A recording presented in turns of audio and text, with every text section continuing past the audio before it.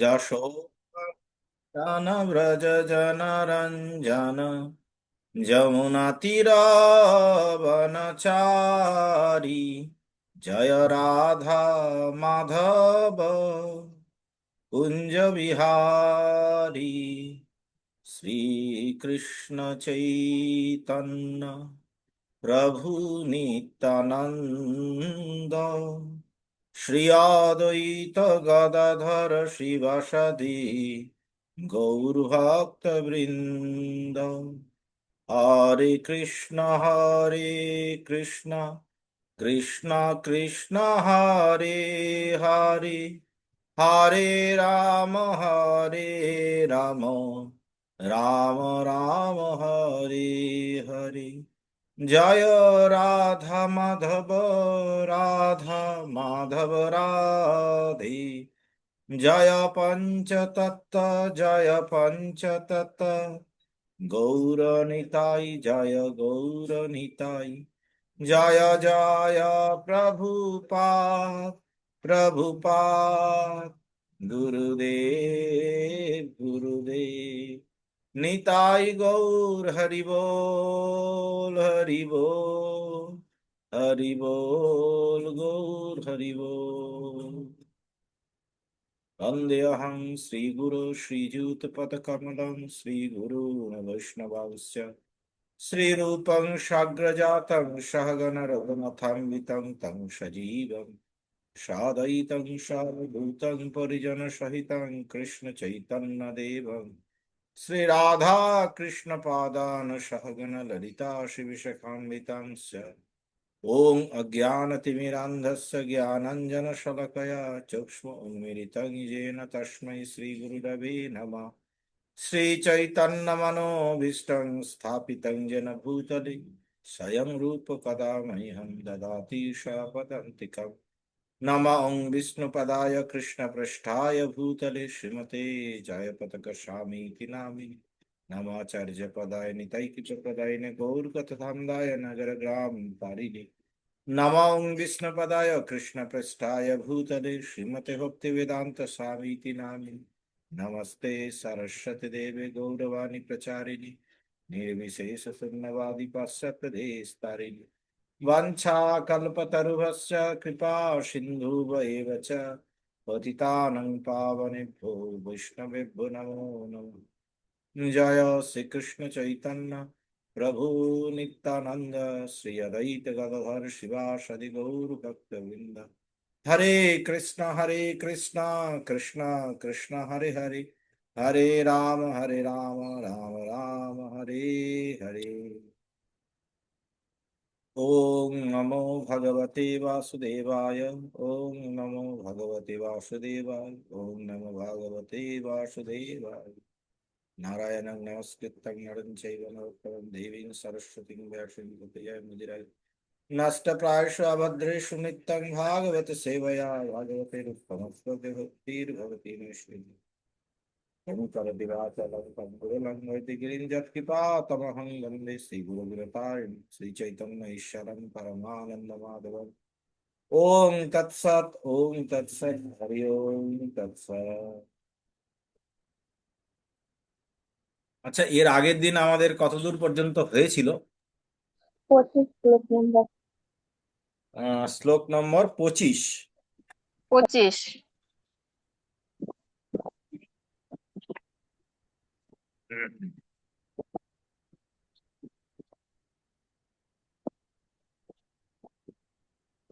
ঠিক আছে, তো আমরা দেখছিলাম যে ভগবান সপ্তম অধ্যায়ে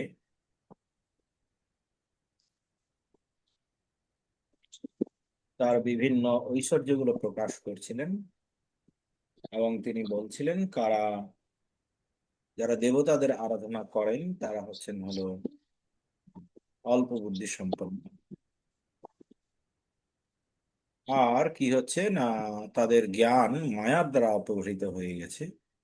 সেই জন্যই তারা কাম প্রবৃত্তি জনিত কারণে জড়জাগতিক কামের কারণে তারা কি করছে না কিছু জড়জাগতিক ফল লাভের আশায় তারা উম, এই দেবতাদের পূজা করছে। যেটা ঠিক, যেটা তিনি সমর্থন করেন। কেন করছে না? তারা মায়ের দ্বারা অপহৃত হয়েছে তাদের জ্ঞান, আর তারা ভগবানকে কখনোই জানতে পারবে না। ভগবানকে যোগমায়ার দ্বারা যেহেতু তিনি আবৃত থাকেন, সেই জন্য তাকে কখনোই এরকম ব্যক্তিরা যারা ভগবানের ভক্ত নয় তারা। বেদাহং সমিতীতানি বর্তমানানি চ অর্জুন, ভবিষ্যানি চ ভূতানি মাং তু বেদ ন কশ্চন।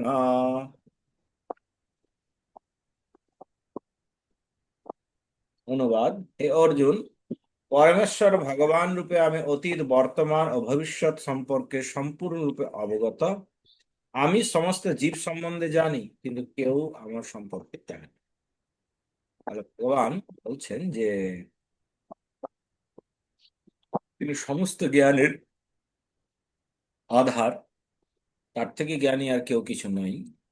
তিনি ভূত, ভবিষ্যৎ এবং বর্তমান তিনটেই জানেন, আর সবার সম্পর্কে জানেন, কিন্তু ভগবানের সম্পর্কে কেউ জেনে উঠতে পারেন না। কেন সবার সম্পর্কে তিনি জানেন? না, সবাই তারাই হচ্ছে তারই অংশ। হ্যাঁ, সমস্ত জীবেরাই হচ্ছে কি না ভগবানের অংশ। সমস্ত কিছু থেকেই ভগবান প্রত্যেকটা দেহের মধ্যে, প্রত্যেকটা জীবের মধ্যে, জীবের সাথে যে দেহই সে ধারণ করুক না কেন, পরমাত্মা রূপে তিনি আছেন। তার সমস্ত বিগত জীবনের সাক্ষী এবং এই জীবনেরও সাক্ষী। তিনি সবকিছু জানেন এবং তিনি ভূত ভবিষ্যৎ সবকিছুই জানেন। কিন্তু ভগবান সম্পর্কে যদি কেউ জানতে চায়, তাহলে পরে বলা হচ্ছে যে তাকে কখনোই জানা যায় না। তো এখানে প্রভুপাদ এখানে বলছেন যে ভগবান তার অন্তরঙ্গা শক্তির প্রভাবে অল্প বুদ্ধি সম্পন্ন মানুষের কাছে নিজেকে প্রকাশ করেন। এই অধ্যায়ের তৃতীয় শ্লোকে ভগবান বলছেন, কোটি কোটি মানুষের মধ্যে কয়েকজন দুর্লভ ব্যক্তি এই মানব জন্মের সিদ্ধি লাভে প্রয়াসী হয়। এরকম হাজার হাজার সিদ্ধ পুরুষদের মধ্যে কোনো একজন কেবল ভগবান শ্রীকৃষ্ণকে তত্ত্বগত জানতে সক্ষম হন। এমনকি যদিও কেউ নির্বিশেষ ব্রহ্ম হইতে অথবা হৃদয় অভ্যন্তরে অবস্থিত পরমাত্মা উপলব্ধি করতে পারে, কিন্তু কৃষ্ণ ভাবনামৃত ব্যতীত পরমেশ্বর ভগবান শ্রীকৃষ্ণকে কখনোই জানতে পারা যায় না। ইচ্ছাদেশ সমুত্থেন দ্বন্দ্ব মোহেন ভারত, সর্বভূতানি সম্মোহং স্বর্গে যান্তি পরন্তপ। হে ভারত, হে পরন্তপ। পরন্তপ কথাটা অর্থটা এর আগে আমরা একবার বলেছিলাম, দ্বিতীয় অধ্যায়। কারো মনে আছে পরন্তপ কথাটা অর্থ?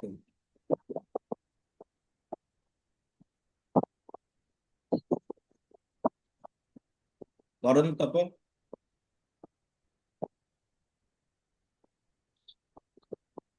পরন্তপ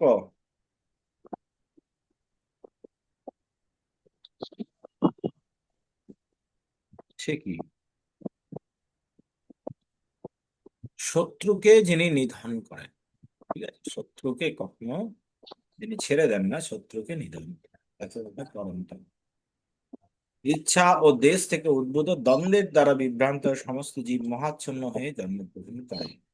তো আমরা যখন জন্মগ্রহণ করছি তখন আমরা কি করছি? ইচ্ছা এবং দেশ। ইচ্ছা মানে একটা আমাদের ভালো লাগছে, একটা আমাদের খারাপ লাগছে। এই এইরকম দুটো দ্বন্দ্বের মধ্যে, ভালো আর খারাপ, এই দুটো দ্বন্দ্বের মধ্যে বিভ্রান্ত সমস্ত জীব মহাচ্ছন্ন হয়ে জন্মগ্রহণ করে। কেউ ভাবছে এটা করা ভালো, কেউ ভাবছে ওটা করা ভালো। হ্যাঁ, কেউ ভাবছে এটা করা খারাপ, কেউ ভাবছে ওটা করা খারাপ। কিন্তু আসলে ভালো আর খারাপ এই দুটো যে অনুভূতি রয়েছে, সুখ দুঃখ, ভালো মন্দ, এই অনুভূতি যেগুলো রয়েছে, এইগুলো হচ্ছে মায়ার দ্বারা প্রভাব, মায়ের প্রভাবে আমরা কি করছি না এরকম মনে করছি। তিনটা বিভাগ আমরা এরকম করছি। যে সাত্ত্বিক সে মনে হচ্ছে আমার এই সকলের ভালো চাও, কারোর সাথে ঝগড়া না করা, সৎভাবে থাকা, এটা ভালো। যারা রজগুণের দ্বারা প্রভাবিত, তারা ভাবছে না আরো বেশি যদি আমরা আধিপত্য বিস্তার করতে পারি, আরো যদি ভোগ করতে পারি, তাহলে সেটাই ভালো। ডেফিনেশনটাও বিভিন্ন জনের জন্য বিভিন্ন রকম। আর খারাপের ডেফিনেশনটাও বিভিন্ন জনের জন্য বিভিন্ন। আর এই ভালো খারাপের যে দ্বন্দ্ব, এই দুটো আসলে ভালো হোক আর খারাপ হোক, দুটোই তো ফল আমরা আমাদের ভালো কাজ, তার জন্য যেটা ভালো ওইটাই আরেকজনের জন্য হয়তো খারাপ। চোরের জন্য যেটা ভালো সেটা যার বাড়িতে চুরি করছে তার জন্য খারাপ। এই যে দ্বন্দ্বগুলো রয়েছে, যে কোনটা ভালো কোনটা খারাপ, এটা আসে, এই ধারণাটাই আসে হলো আমাদের তিনটা গুণের প্রথম। যে তমগুণে রয়েছে বা রজগুণে রয়েছে তার কাছে চুরি করাটা উম, ভালো, আবার যে সত্যগুণে আছে তার কাছে চুরি করাটা খারাপ। এটা একই কাজ, কারোর জন্য ভালো কারোর জন্য খারাপ, এরকম এগুলো কেন হচ্ছে না? তিনটা গুণের প্রভাবে। येषां च अन्तगतं पापं जननं पुण्यकर्मणां ते दण्डमोह निर्मुक्ता भजन्ते मां दृढव्रता। যেসাং তে অন্তগতং পাপ, এটি জায়গাটা একটু ভুল আছে, যেসাং তে তু না, তে। হুম। যেসাং তু অন্তগতং পাপম জানানাম পুণ্য কর্মণাম তে দ্বন্দ্বমোহ নির্মুক্তা ভজন্তে মাম দৃঢ়ব্রতা। যে সমস্ত পুণ্যবান ব্যক্তির পাপ সম্পূর্ণরূপে দূরীভূত হয়েছে এবং যারা দ্বন্দ্বমোহ থেকে মুক্ত হয়েছেন তারা দৃঢ় নিষ্ঠার সঙ্গে আমার ভজনা করে। সবাই ভগবানের ভজনা করতে পারবে না, এখানে বলা হচ্ছে। পাপ যতক্ষণ পর্যন্ত আমাদের দূরীভূত না হবে ততক্ষণ পর্যন্ত আমরা ভগবানের ভজনা করতে পারব। এইখানে শিল প্রভুপাদ একটা ভালো তাৎপর্য লিখেছেন, একটু কেউ পড়বেন কিভাবে আমরা এই পাপ থেকে মুক্ত হতে পারবো যাতে আমরা সঠিকভাবে ভগবানের জ্ঞান পাই।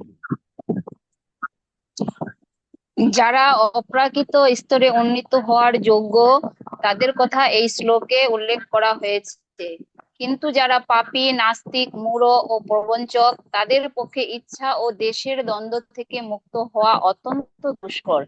যারা ধর্মীয় বিধিবিধান পালন করে জীবনকে অতিবাহিত করছেন এবং যারা পুণ্য কর্ম করে নিষ্পাপ হয়েছেন তারা ভগবানের শরণাগত হতে পারেন এবং ক্রমে কর্মে পূর্ণ জ্ঞান লাভ করে পরম পুরুষোত্তম ভগবানকে জানতে পারেন।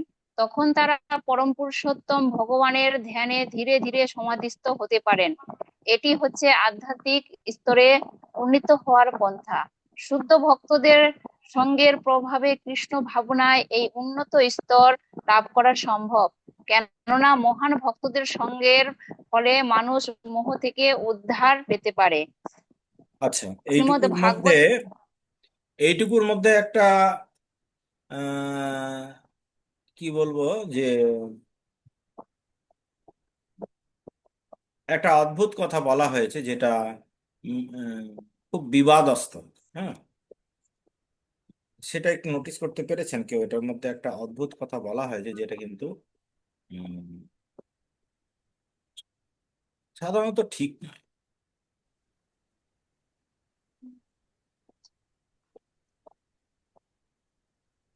কেউ লক্ষ্য করেছে? করুন তো।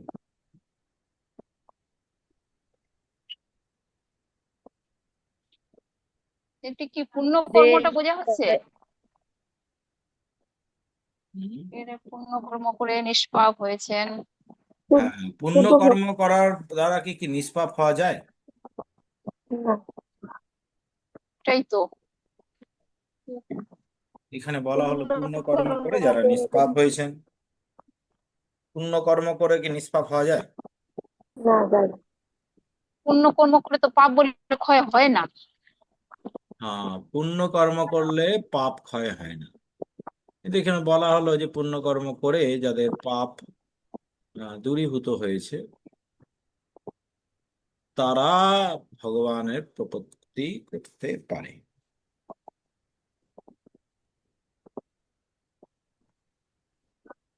পরে আবার বলছে যে ক্রমে ক্রমে পূর্ণ পূর্ণ জ্ঞান লাভ করে পরম পুরুষোত্তম ভগবানকে জানতে। পুণ্যকর্মটা অ্যাকচুয়ালি দু ধরনের পুণ্যকর্ম আছে। একটা হচ্ছে হলো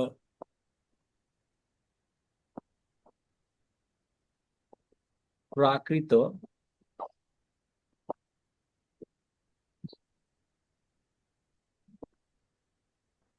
পুণ্য, এটা যেমন দান বা ধরেন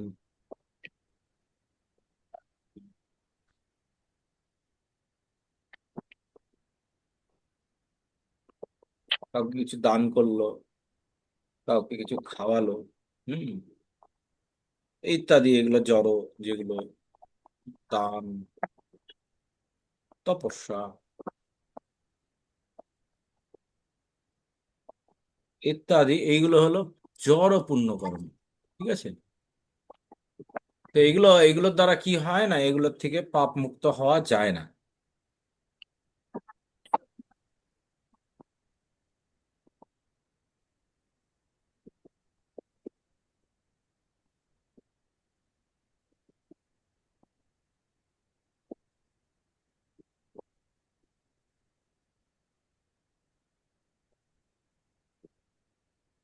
ঠিক আছে? আমি একটু ডেটাটা বাড়িয়ে দিই, নাহলে দেখাই যাবে না। চলুন, একটা পুণ্যকর্ম হলো প্রাকৃত পুণ্য বা জড় পুণ্য, সেটার দ্বারা কি হচ্ছে, দান তপস্যা এগুলো যেগুলো রয়েছে, এগুলোর দ্বারা পাপ মুক্ত হওয়া যায় না। ঠিক আছে? আরেকটা আছে পুণ্য, আরেকটা পুণ্যকর্ম, দুই,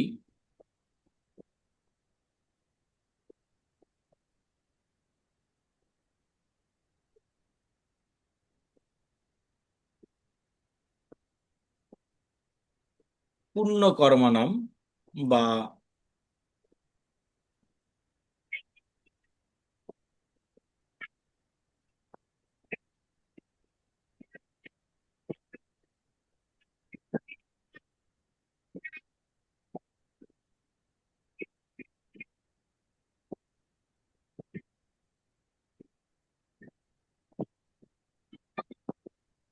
পুণ্য, এগুলো কি ধরনের না, ধরুন এই দানটাই করেছেন কিন্তু কোনো ভক্তকে দান করেছেন,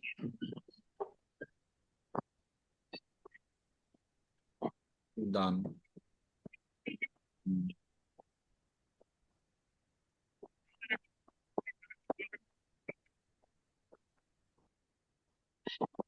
বিষ্ণু পূজা করেছেন, বা এরকম উম, যখন ভক্তকে দান করছেন, যেরকম আপনি একটা খুব দান করছেন, দান করতে গেলে তো সবাই আর এরকম দেখে না যে একে দান করবো আর ওকে দান করবো না। এরকম করতে করতে কোনো ভক্তকে হয়তো আপনি কোনো রকমের কোনো সাহায্য করেছেন বা দান করেছেন, তো তার ফলেও আপনার কি হবে না, পুণ্য কর্মনাম হবে। এই পুণ্যের ফলে কি হবে না, কোনো কোনো ওই সেই ভক্তদের সাথে আপনার সঙ্গ হবে, সে ভক্ত আপনার কাছে আসবে, সে যে নেবে আপনার কাছে কিছু, তার বদলে ভক্ত অবশ্যই কিছু না কিছু দেবে। তো এই যে কি দেবে, সে তার কাছে তার অনেক টাকা পয়সা নেই যে আপনার কাছ থেকে নিতে এসছে, যখন নিতে এসছে তার মানে তার তার কাছে এটার অভাব রয়েছে, বলেই না এসছে। তো তাকে আপনি দান করেছেন, তো সে তার বদলে কি করবে না, ভগবত ভক্তির বিষয়ে কিছু আপনাকে উম জ্ঞান দান করবে। তো এই যে ভগবত ভক্তির বিষয়ে যে জ্ঞান দান আপনাকে বললো, এই যে আপনি শুনলেন, তার ফলে কি হবে না, আপনার চিত্তবৃত্তি পরিবর্তন হবে। আর চিত্তবৃত্তি যেহেতু পরিবর্তন হবে, তাহলে কি হবে না, ধীরে ধীরে আপনার পাপ বাসনা যেটা রয়েছে সেটা নষ্ট হবে। এই পাপ বাসনা যেটা নষ্ট হবে, তার ফলে কি হবে না, ধীরে ধীরে আপনার পাপ করার পাপগুলোও ক্ষয় হবে এবং পাপ বাসনাগুলোও ধীরে ধীরে কমে যাবে। তো এই যে পুণ্য কর্ম নাম, অর্থাৎ এই ভক্তকে দান বা ভাগবত সম্পর্কিত যেগুলো যেগুলো উম, আচার আচরণগুলো রয়েছে, সেগুলো পালন যখন আপনি করবেন, এর ফলে যে পুণ্যটা হবে, সেই পুণ্য চিন্ময় পুণ্য, বা এটাকে আরেকটা বলা হয়, এটাকে বলা হবে সুকৃতি। সুকৃতি, এইটার কথা এখানে বলা হলো যে যারা পুণ্যকর্ম অর্থাৎ সুকৃতি করে নিষ্পাপ হয়েছেন, তারা ভগবানের শরণাগত হতে পারে। ঠিক আছে, আগেরটা নয়, দ্বিতীয়টা যেটা বলা হয়েছে তার কথাটা এখানে বলা হয়েছে, যে যারা এই ধরনের পুণ্যকর্ম অর্থাৎ চিন্ময় পুণ্যকর্ম অর্থাৎ সুকৃতি করে যারা এসছেন তাদের কি হবে না, পাপ তারা ক্ষয় করতে পারবেন, আর তখন তারা ধীরে ধীরে ভগবানের ধ্যানে সমাধিস্থ হতে পারবেন। এবার দ্বিতীয় স্ট্যান্ডাটা একজন কেউ পড়ুন।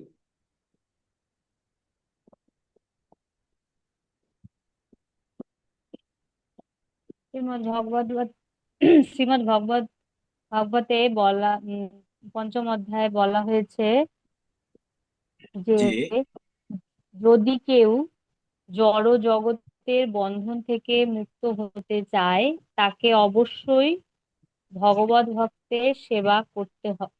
হুম, কিন্তু বিষয় লোকেদের সঙ্গ কিন্তু বিষয়ী লোকেদের সঙ্গে প্রভাবে প্রভাবে মানুষ জড় অস্তিত্বের অন্ধতম প্রদেশের দিকে প্রবেশের ধাবিত হয়। দিকে ধাবিত হয়। ভগবানের অনুগত অনুগত মহাভাগবতেরা ভগবতেরা জড় জগতের বন্ধনে আবদ্ধ মহাচ্ছন্ন মানুষদের উদ্ধার করবার জন্য এই পৃথিবী পর্যটন করেন। পর্যটন করেন। নির্বিশেষবাদীরা জানে না যে ভগবান নিত্য দাস রূপে তাদের স্বরূপ ভুলে যাওয়াই হচ্ছে ভগবানের আইন লঙ্ঘন করা। জীব যতক্ষণ পর্যন্ত তার স্বরূপ অধিষ্ঠিত না হচ্ছে ততক্ষণ সে পরমেশ্বর ভগবানকে জানতে পারে না, অথবা দৃঢ় সংকল্পের সঙ্গে দিব্য ভগবত সেবায় নিয়োজিত হতে পারেন না। আচ্ছা, এখানে একটা বলা হলো জীব যতক্ষণ পর্যন্ত তার স্বরূপে অধিষ্ঠিত না হচ্ছে, সেই স্বরূপটা কি? ভগবানের নিত্যতা। হুম, আমি হলাম ভগবানের অংশ, আমি ভগবানের নিত্য দাস। এই পর্যন্ত যতক্ষণ পর্যন্ত কেউ না যেতে পারছে ততক্ষণ পর্যন্ত তার ভগবত সেবা নিয়োজিত হওয়া সম্ভব নয়। হুম।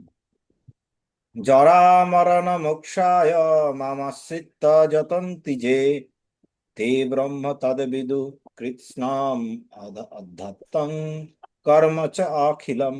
যে সমস্ত বুদ্ধিমান ব্যক্তি জরা ও মৃত্যু থেকে মুক্তি লাভের জন্য আমাকে আশ্রয় করে যত্ন করেন তারা প্রকৃতপক্ষে ব্রহ্মভূত, কেননা তারা আধ্যাত্ম তত্ত্ব ও কর্মতত্ত্ব সবকিছুর সম্পূর্ণরূপে অবগত রয়েছে। এখানে বলা হলো বুদ্ধিমান ব্যক্তি কারা না, বলা হচ্ছে যারা জরা মৃত্যু থেকে মুক্তি লাভের জন্য আমাকে আশ্রয় করে যত্ন। তাহলে ভগবানকে আশ্রয় যারা করেছেন তারা বুদ্ধিমান। কেন তারা আশ্রয় করেছেন? তারা প্রকৃতপক্ষে ব্রহ্মভূত, কেননা তারা আধ্যাত্ম তত্ত্ব ও কর্ম সম্পূর্ণরূপে অবগত। তাহলে দুটো তত্ত্ব যারা অবগত হয় তারা আহ ব্রহ্মভূত স্তরে যেতে পারে। একটা হলো কর্মতত্ত্ব,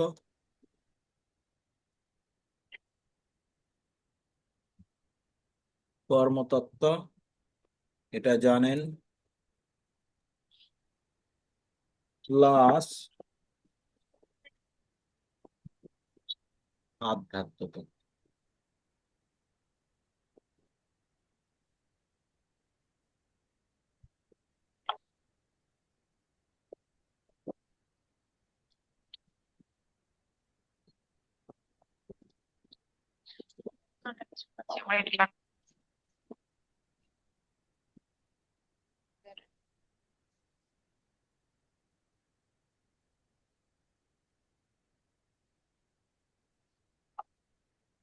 কর্মতত্ত্বটা জানবে আবার আধ্যাত্ম তত্ত্ব জানবে, তাহলে পরে হচ্ছে হলো সে ব্রহ্মভূত হয়েছে।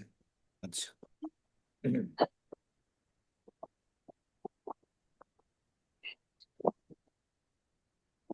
কর্মভূত কথাটা অর্থ হলো তারা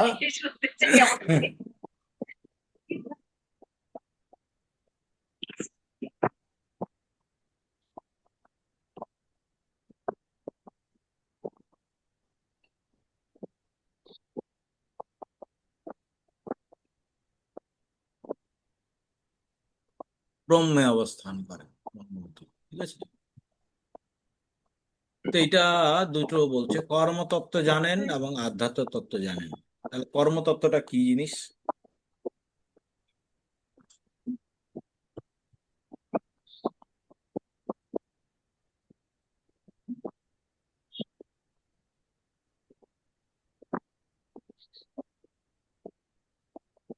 কারো আইডিয়া আছে কর্মতত্ত্ব?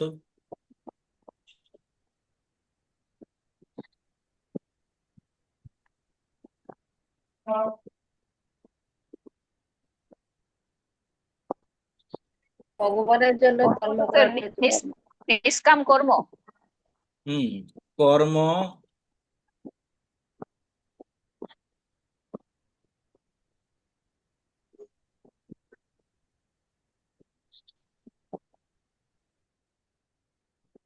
বিকর্ম, তিন রকমের কর্ম রয়েছে, তাই না? এর হ্যাঁ, মধ্যে কোনটা করা উচিত?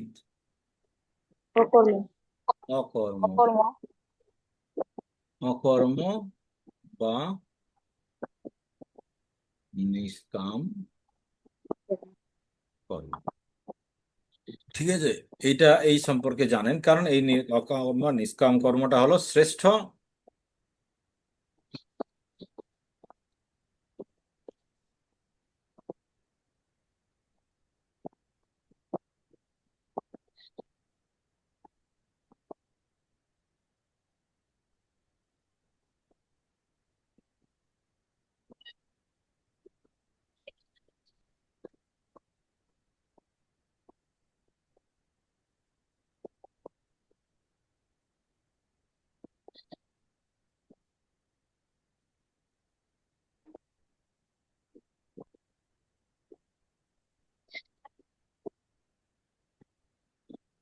তাই না? অকর্ম বা নিষ্কাম কর্মটাই করা উচিত। নিষ্কাম কর্ম কোনটা না, যেটা আমরা ফলের আশা না করে করছি, যে সেটা কার জন্য করছি না ভগবানের জন্য করছি, তাহলে এটাই হলো শ্রেষ্ঠ, কারণ এটার দ্বারা ভগবানের প্রতিবিধান হয়, যেটা আমাদের উম, করা উচিত, তাই না? এটা কর্মতত্ত্ব এর সংক্ষেপে। আধ্যাত্ম তত্ত্ব, আধ্যাত্ম কথাটা অর্থটা কি?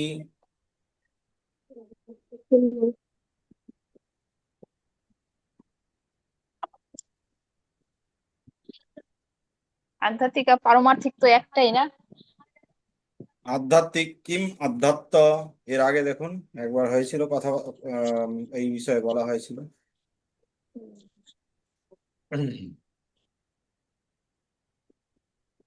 আধ্যাত্ম মানে আত্মা। আধ্যাত্ম মানে কি আত্মা? না। আধ্যাত্মিক ভগবানের ব্যাপারে যেটা, জড়িত। ওটা নাই, এই ভগবানের সঙ্গে, শ্লোকটাতে লেখা আছে। ভগবানের সঙ্গে আহ, আমরা আধ্যাত্মিক জ্ঞান বলি, মানে পারমার্থিক জ্ঞান যেটাকে বলি আমরা, বলি ওটাকে তো আধ্যাত্মিক জ্ঞান বলি।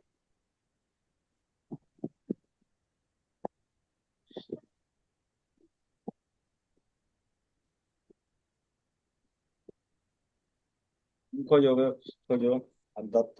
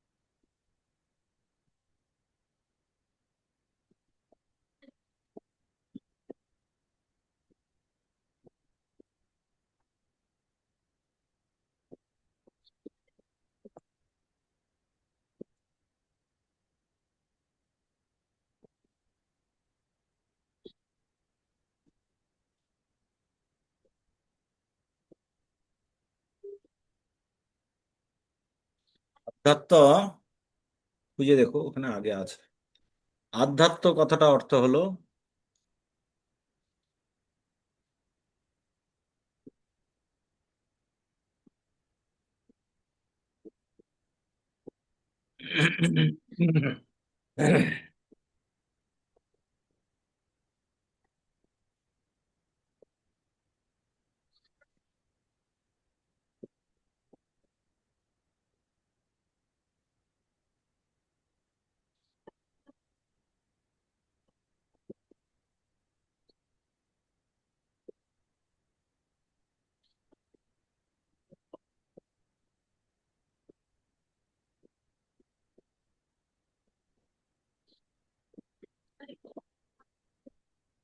জীব ও ঈশ্বরের মধ্যে যে চিরন্তন সম্পর্ক সেটাকেই বলা হয় আধ্যাত্মিক মানে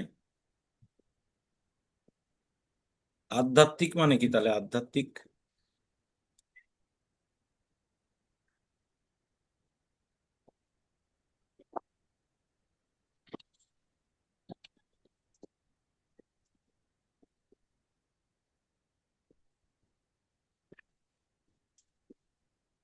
আধ্যাত্মিক হচ্ছে ভগবান বিষয়,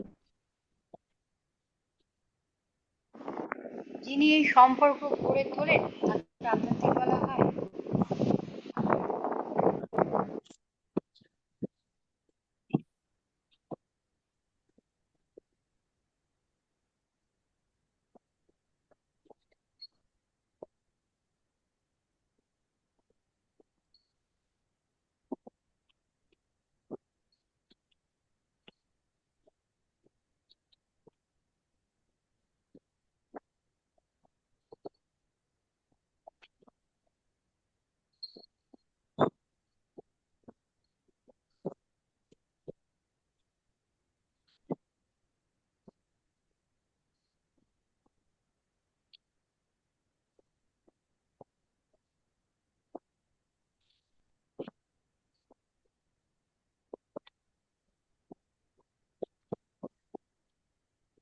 হম তাহলে হলো আধ্যাত্মিক, যিনি তার সম্পর্কটা জানে এবং সেই সম্পর্ক অনুযায়ী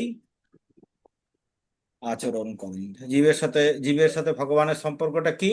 না, ভগবান হচ্ছেন হলো ভোক্তা, আমরা হচ্ছিল তার সেবক। তিনি এটা জানেন এবং সেই অনুযায়ী সেবা করেন। তাহলে এই দুটো তত্ত্ব যারা জানেন তিনি কি করছেন না ব্রহ্মভূত স্তরে রয়েছে। ঠিক আছে, এখন বলা হচ্ছে স অধিভূতাধিদৈবং মাং সধিযজ্ঞং চ মে বিদু প্রয়াণ কালেऽপি চ মাং তে বিদুর্যুক্ত চেতস। যারা অধিভূত তত্ত্ব, অধিদৈব তত্ত্ব, অধিযোগ্য তত্ত্ব সহ আমাকে পরমেশ্বর ভগবান বলে অবগত হন, তারা আমাতে আসক্ত চিত্ত, এমনকি মরণকালেও আমাকে জানতে পারে। তারা তিনটা জিনিস বলছে যে এই তিনটা যদি কেউ জানে তাহলে মরণকালে সে ভগবানকে স্মরণ করতে পারবে। কি কি? না, অধিদৈব,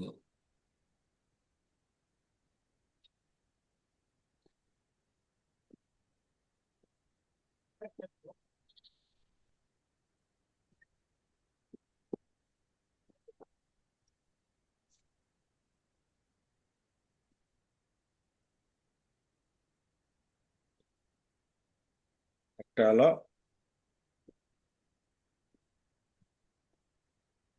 অধিদৈব,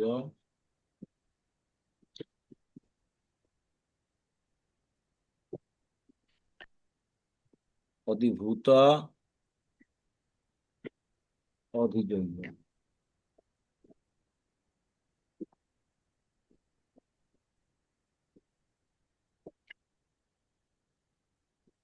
অধিদৈব এই তিনটা ভাবে যদি তিনটা তত্ত্ব যারা যারা জানে তারা ভগবানকে, আগেরটা বলছিল কি না, এই দুটো তত্ত্ব যারা জানে তারা কি করতে পারে?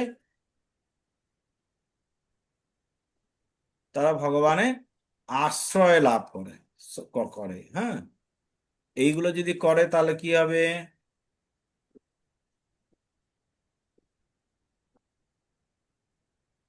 তার ফলে ফলাফল কি?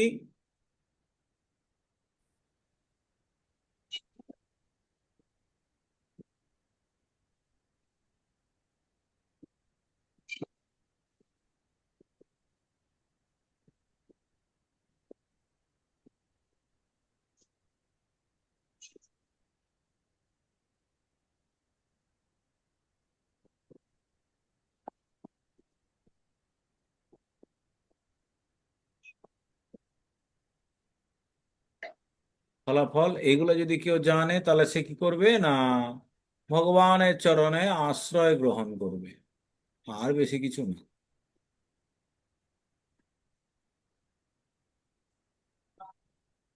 ভগবানের চরণে আশ্রয় গ্রহণ, ফলাফলটা হলো এটাই।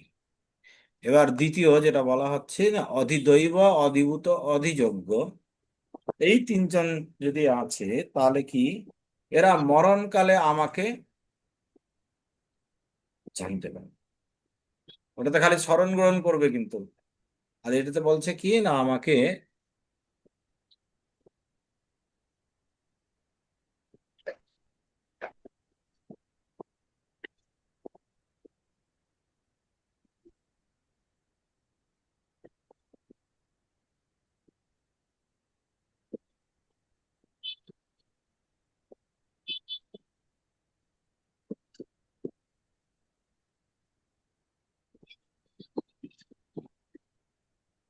ফল হলো আমাকে দেহত্যাগের সময় জানতে হবে। ঠিক আছে, তাহলে কোনটা বেশি ভালো, এটার থেকে এটা ভালো না এটার থেকে এটা ভালো? জানতে পারাটা ভালো। হ্যাঁ, আশ্রয় গ্রহণ যেটা রয়েছে এটার থেকেও বেশি হলো জানতে। জানতে পারা। ভগবানকে জানাটা খুব কঠিন, তাই না? হুম। জানতে পারো, এটা একদম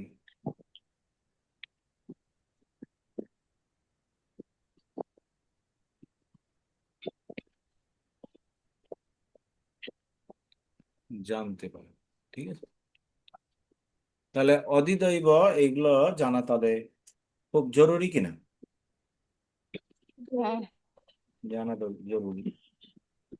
তো এই বিষয়ে এখন কি হচ্ছে না এই তিনটাই জানার জন্য কি করছেন না অর্জুন এখন প্রশ্ন করছে। তো অষ্টম অধ্যায় আজকে আমরা শুরু করছি।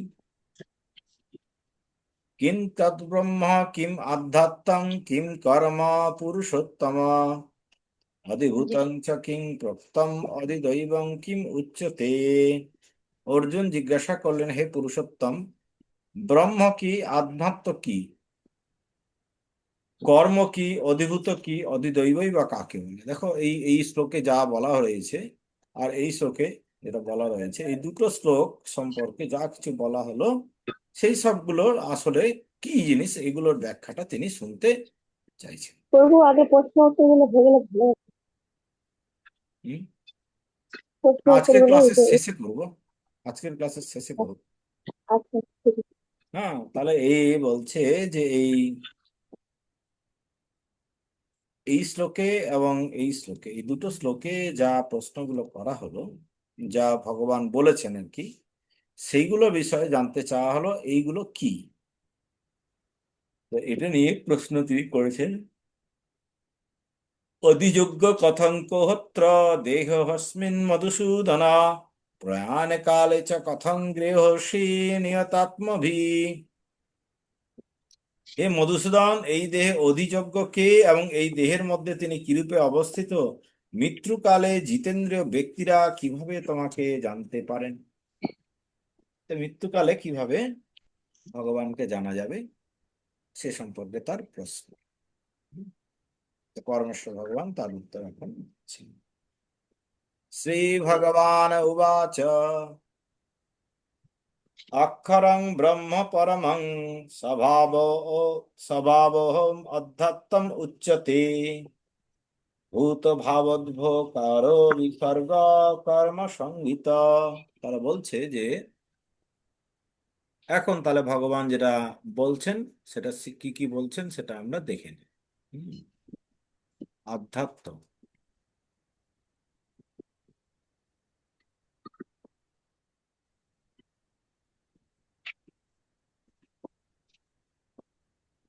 এটা অধ্যায় 8, তাই তো?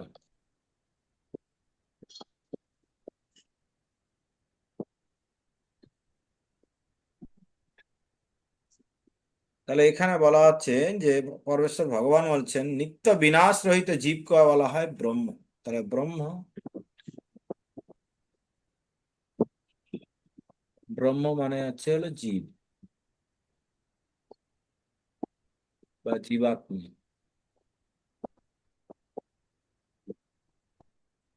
ঠিক আছে, এবং নিত্য স্বভাবকে বলা হয় আধ্যাত্ম। তাহলে জীবের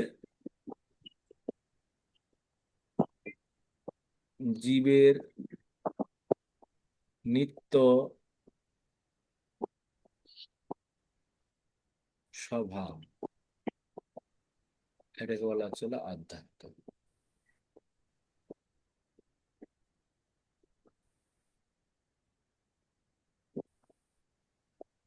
আধ্যাত্ম বলে জীবের নিত্য স্বভাব। জীবের নিত্য স্বভাব কি? জীবের নিত্য স্বভাবটা কি?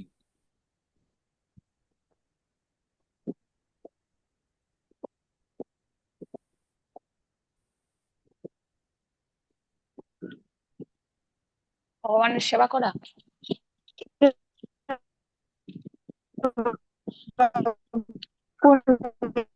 সেবা করা, পুণ্যের সেবা করা, পুণ্যের সেবা করা।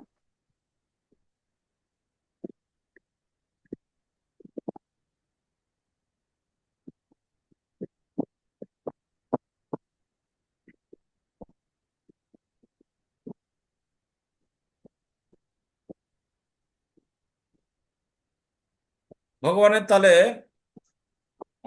ভগবানের নিত্য স্বভাবটা কি?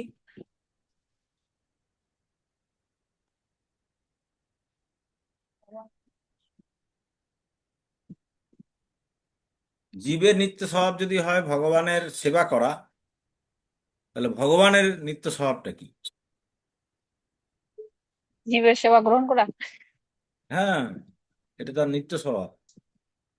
আমরা সেবা করে খুশি হই, কারণ আমরা এটার জন্যই তৈরি। আর ভগবান সেবা নিয়ে খুশি হবেন, কারণ ভগবান সেবা নেওয়ার জন্যই তৈরি। তিনি একমাত্র ভোক্তা, আমরা কেউ ভোক্তা নই, তিনি একমাত্র ভোক্তা। ঠিক আছে। আচ্ছা, কর্ম। কর্ম সম্পর্কে বলা হচ্ছে কি না, ভূতগণের উৎপত্তি ও বৃদ্ধিকর সংসারই হলো কর্ম। তাহলে এই ভূতগণের উৎপত্তি মানে সংসারে জীবের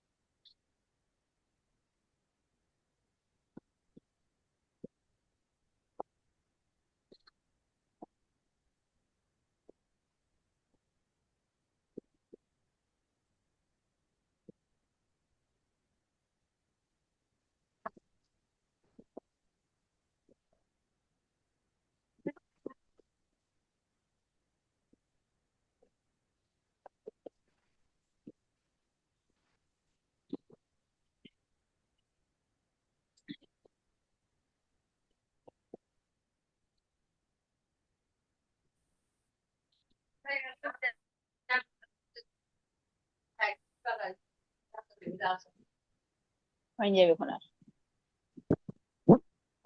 রান্না করা হয়েছে।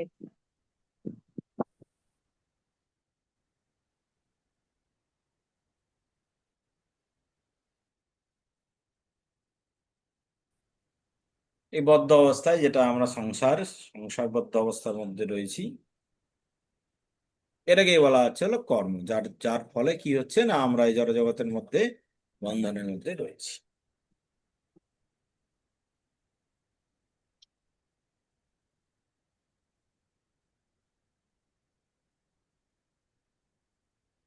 তো এই জায়গাটায় শ্রীল প্রভুপাদ লিখছেন, নির্বিশেষবাদীরা অযৌক্তিকভাবে গীতার ব্যাখ্যা করে অনুমান করে যে ব্রহ্ম জড়জগতে জীবরূপ ধারণ করে, তার প্রমাণস্বরূপ তারা গীতার 15 অধ্যায়ের 7ম শ্লোকের অবতারণা করে। কিন্তু এই শ্লোকে জীবাত্মা সম্পর্কে পরমেশ্বর ভগবান এই কথা বলেছেন যে আমারই নিত্য ভিন্ন অংশ।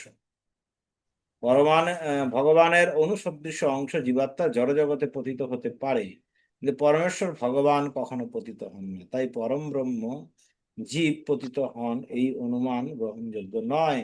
বৈদিক সাহিত্যে ব্রহ্ম ও পরম ব্রহ্মকে কখনোই এক বলে বর্ণনা করা হয়নি, সে কথা আমাদের মনে রাখা উচিত।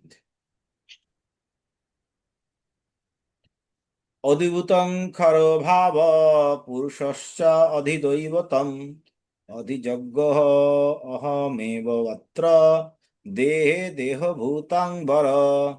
হে দেহধারী শ্রেষ্ঠ, নশ্বর জরা প্রকৃতি অধিভূত। তাহলে অধিভূত মানে কি?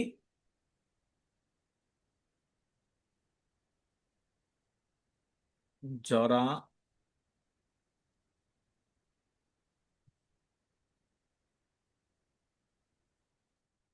প্রকৃতি,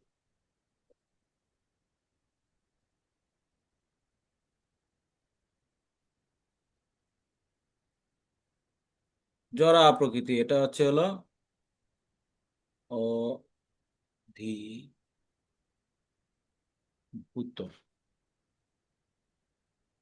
হুম। ভূত কথাটা অর্থ হলো আত্মা। ঠিক আছে। সূর্য চন্দ্র আদি দেবতা, সমস্ত দেবতাদের সমস্ত রূপ বিরাট পুরুষকে বলা হয় অধিদৈব। তাহলে অধিদৈব কি?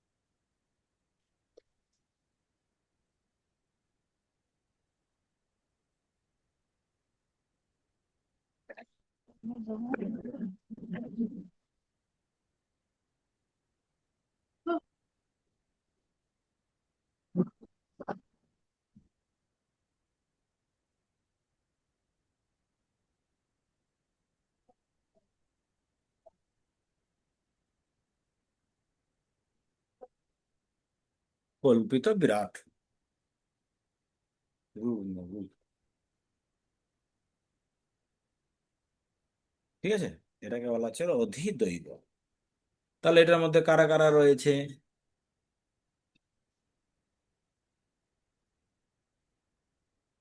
ব্রহ্মা,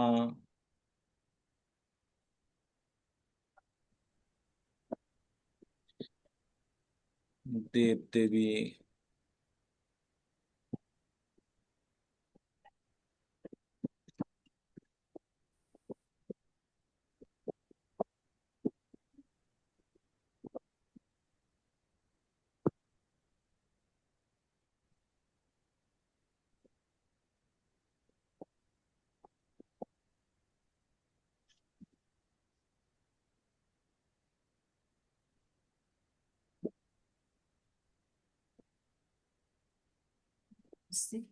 হুম,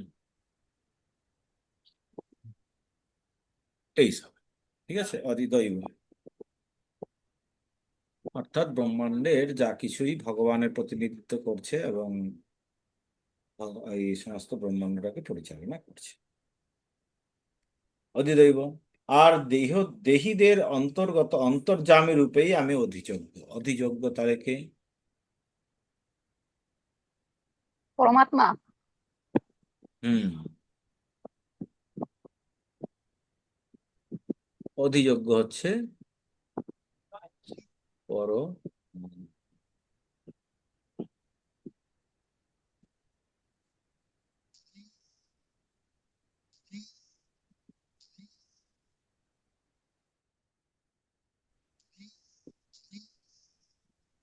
ঠিক আছে, এই তিনটা বলা হবে। তাহলে এখন বলা হচ্ছে যে অন্তকালে চ মামেব শরণ মুক্তা কলেবরম য প্রয়াতি স মদভাবং জাতি নস্তত্র সংশয়।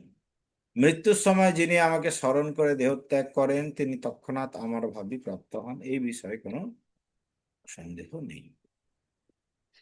তাহলে এখানে শ্রীল প্রভুপাদ লিখছেন, এখানে স্মরণ কথাটি খুব গুরুত্বপূর্ণ। যে সমস্ত জীবেরা অশুদ্ধ, যারা কখনো ভগবত ভক্তি সাধন করেনি, তাদের পক্ষে ভগবানকে স্মরণ করা সম্ভব নয়। তাহলে এই যে এই অধিযোগ্য রূপে, আধ্যাত্ম রূপে বা যারা অধিদৈব, অধিযজ্ঞ, এইগুলো রূপে যদি ভগবানকে যারা জানেন, তারা কৃষ্ণের বশ্যতা স্বীকার করবেই না। আর কৃষ্ণ ভাবনার অনুশীলন যদি কেউ না করে, তার পক্ষে ভগবানকে মৃত্যুকালে স্মরণ করা সম্ভব নয়। জীবের শেষ সার্থকতা অর্জন করতে হলে শ্রীকৃষ্ণের স্মরণ অপরিহার্য। সেই জন্য শ্রীকৃষ্ণকে মনে রাখতে হলে সর্বক্ষণ অবিরাম ভাবে হরে কৃষ্ণ মহামন্ত্র, হরে কৃষ্ণ কৃষ্ণ কৃষ্ণ হরে হরে, হরে রাম রাম রাম হরে হরে কীর্তন করতে। শ্রী চৈতন্য মহাপ্রভু উপদেশ দিয়েছেন যে প্রত্যেক তরুর মতন সহিষ্ণু হওয়া উচিত।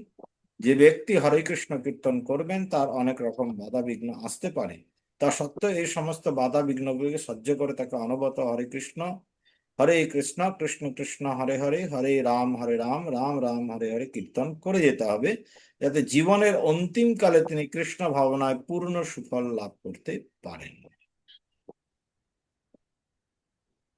তো এখন পর্যন্ত বলা হলো অধিযজ্ঞ, অধিদৈব, আর ব্রহ্ম, আধ্যাত্ম, কর্ম,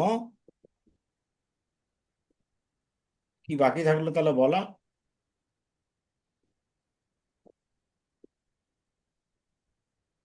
আগের ইয়েটাতে কি কি চাওয়া হয়েছিল? অধিদৈব বলে দিয়েছে, অধিভূত, অধিভূত বলেছে,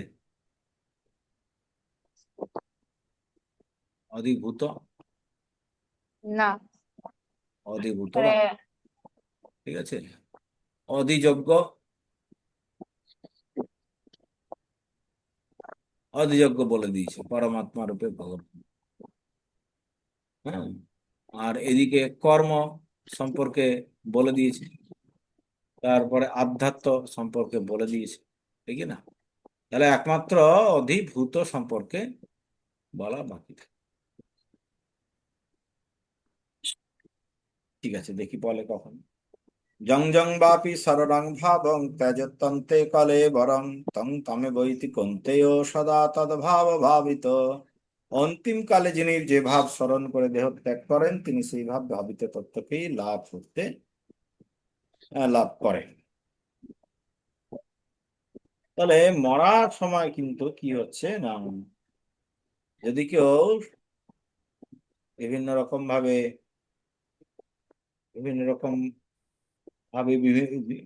সাত্ত্বিক জীবনে যাপন করে,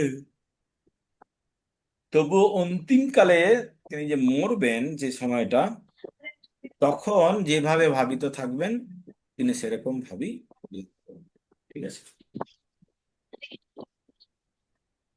তস্মাৎ সর্বেষু কালেষু মাম অনুসর যুদ্ধ চ ময়ি অর্পিত মনো বুদ্ধি মাম বৈশ্যসি অসংশয়। অতএব হে অর্জুন, সর্বদা আমাকে স্মরণ করে তোমার স্বভাব বিহিত যুদ্ধ করো, তাহলে আমাকে তোমার মন ও বুদ্ধি অর্পিত হবে এবং নিঃসন্দেহে তুমি আমাকেই লাভ। তাহলে বলছে যে যেহেতু তোমাকে স্মরণ করতেই হবে, আমাকে স্মরণ না করলে পরে, আমাকে স্মরণ করে দেহত্যাগ না করলে কেউ তার চরম ফল লাভ করতে পারে না। তুমি কি করো না, যুদ্ধ করো, তোমার যেটা কর্ম সেটাই তুমি করো, কিন্তু কি করো না, আমাকে অনুসরণ করো, অনুক্ষণ স্মরণ। অনুসরণ মানে অনুক্ষণ, মানে সবসময় আমাকে স্মরণ করো। আমি তোমাকে যুদ্ধ করতে বলেছি, সেই জন্য তুমি আমার কথা স্মরণ করো, করে নিয়ে যাও গিয়ে যুদ্ধ করো। আর এরকম যদি তুমি করো তাহলে কি হবে না, তোমার মন আর বুদ্ধি আমাকে অর্পিত হবে এবং নিঃসন্দেহে তুমি আমাকেই লাভ। আচ্ছা, আমরা আমাদের স্বভাব তো যুদ্ধ করা নয়, আমাদের স্বভাববিহিত যুদ্ধ হচ্ছে হলো যে যেরকম অবস্থার মধ্যে আমরা রয়েছি, যার যেটা কর্ম, সমাজে যে যেরকম অবস্থার মধ্যে রয়েছে। এখন আমাদেরকে যেটার উপর সব থেকে বেশি জোর দিতে বলছে সেটা হলো কি, তোমার স্বভাববিহিত তোমার যেটা কাজ সেটা তুমি করো, কিন্তু আমাকে স্মরণ, তাহলে তোমার মন আর বুদ্ধি আমাকে অর্পিত হবে, তাহলে তুমি আমাকেই লাভ। তাহলে আমাদের মেন যেটা, যার উপরে ফোকাস করছেন ভগবান, সেটা হচ্ছে কি না, আমাদের সবসময় ভগবানকে স্মরণ করতে হবে। কেন স্মরণ করতে হবে না, ভগবানকে স্মরণ না করলে আমরা যদি জাগতিক কোনো উদ্দেশ্যে কাজ করি, সেটাও সফল হওয়া সম্ভব হবে। হুম। এখানে বলছেন যে ভগবান শ্রীকৃষ্ণ এখানে অর্জুনকে যে উপদেশ দিয়েছেন তা জড়জাগতিক কার্যকলাপে নিয়োজিত প্রতিটি মানুষের পক্ষে অত্যন্ত গুরুত্বপূর্ণ। ভগবান বলছেন না যে মানুষকে তার কর্তব্য কর্ম পরিত্যাগ করতে হবে। মানুষ তার নিজের কর্তব্য কর্ম করে যেতে পারে এবং সেই সঙ্গে হরে কৃষ্ণ মহামন্ত্র কীর্তন করে ভগবান শ্রীকৃষ্ণকে স্মরণ করতে পারে। তার ফলে সে জড়জাগতিক কলুষতা থেকে মুক্ত হতে পারে এবং শ্রীকৃষ্ণের পাদ পদ্মে তার মন ও বুদ্ধিকে নিয়োজিত করতে পারে। ভগবান শ্রীকৃষ্ণের নাম কীর্তন করার ফলে জীব নিঃসন্দেহে পরম ধাম কৃষ্ণ লোকে উত্তীর্ণ হবেন।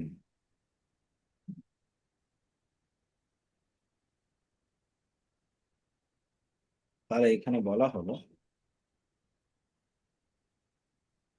ভগবানকে যদি আমরা মনে করতে পারি সবসময়, আমরা স্বভাববিদ যার যেরকম কর্ম সেই রকম ভাবে যদি আমরা কর্ম করি, কিন্তু সবকিছুই আমরা ভগবানের জন্য করি, ভগবানকে নিয়ে করি, ভগবানের স্মরণ সর্বদাই থাকি,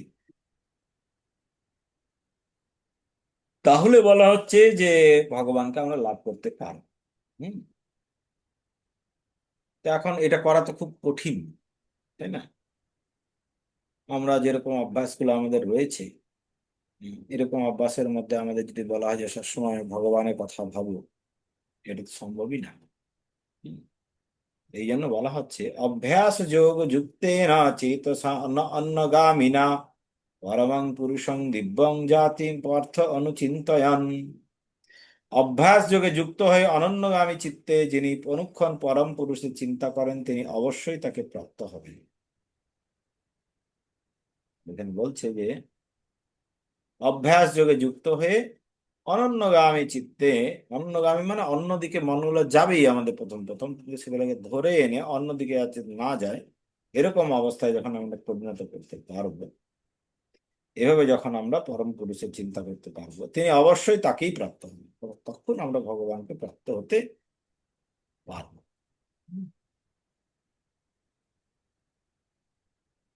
হরে কৃষ্ণ মহামন্ত্র জপ করে ভাগবত ভক্ত তার আরাধ্য ভগবানের শ্রী নারায়ণ, শ্রীকৃষ্ণ, শ্রীরাম আদি যে কোনো একটি রূপকে নিরন্তর স্মরণ করতে পারেন। এই অনুশীলনের ফলে তার অন্তর কলুষ মুক্ত হয়ে পবিত্র হয় এবং জীবনের অন্তিম কালে সতত কীর্তন করার প্রভাবে তিনি ভগবত ধামে স্থানান্তরিত হন। তাহলে দেখুন যে একটি রূপকে নিরন্তর আমরা যদি স্মরণ না করি, তাহলে পরে কিন্তু আমরা ভগবানের কীর্তন করতে পারবো, এবং কীর্তন না করার ফলে আমরা কি ভগবত ধামে স্থানান্তরিত হতে। যোগ অনুশীলন করার উদ্দেশ্য হচ্ছে আমাদের অন্তঃস্থিত পরমাত্মার ধ্যান। তেমনি হরে কৃষ্ণ মহামন্ত্র কীর্তন করার ফলে মন পরমেশ্বর ভগবান শ্রীচরণ কমলে আবিষ্ট হয়। মন চঞ্চল, তাই তোকে জোর করে কৃষ্ণের চিন্তায় নিয়োজিত করতে হয়। এই সম্পর্কে সুপ্রকার উদাহরণে অবতারণা করা হয় যে সর্বক্ষণ প্রজাপতি হওয়ার কথা চিন্তায় মগ্ন থাকার ফলে সেই জীবনেই প্রজাপতিতে রূপান্তরিত হয়। এইরকম আমরাও যদি সর্বক্ষণ ভগবান শ্রীকৃষ্ণের চিন্তা করি, তবে আমরা নিঃসন্দেহে এই জীবনের শেষে ভগবান শ্রীকৃষ্ণেরই মতো চিন্ময় দেহ প্রাপ্ত হব। তাহলে এখানে স্মরণের উপরে কতটা জোর দেওয়া হয়েছে যে আমরা যদি স্মরণ ভগবানকে না করি, তাহলে কিন্তু কি হবে না, আমরা যদি অন্য আচার আচরণগুলো যতটাই মেনে চলি না কেন, আমরা যদি স্মরণ না করতে পারি, আমাদের মন যদি ভগবানের নিবদ্ধ না থাকে, তাহলে কিন্তু আমাদের কৃষ্ণ প্রাপ্তি হবে। চিন্ময় দেখলো প্রাপ্ত হওয়া যাবে না, চিন্ময় লোকে যাওয়া যাবে। তো স্মরণের উপরে এখানে সম্পূর্ণ জোরটা দেওয়া হয়েছে। তো ঠিক আছে, 8 পর্যন্ত আজকে থাকলো, এরপরের দিন 9 থেকে হবে। তো কার কিছু প্রশ্ন বুঝতে অসুবিধা হলো, বা আগের দিনের যেগুলো চ্যাপ্টারটা ছিল তার মধ্যে কোনো একটা প্রশ্ন যদি অসুবিধা হয়ে থাকে তাহলে বলুন।